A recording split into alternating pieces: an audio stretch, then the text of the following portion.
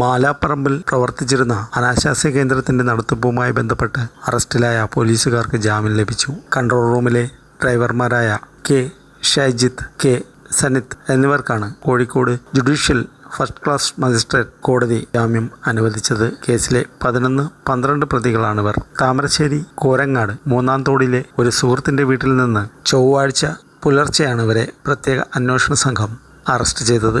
ചോദ്യം ചെയ്യലിനു ശേഷം ഇവരെ കോടതിയിൽ ഹാജരാക്കിയിരുന്നു.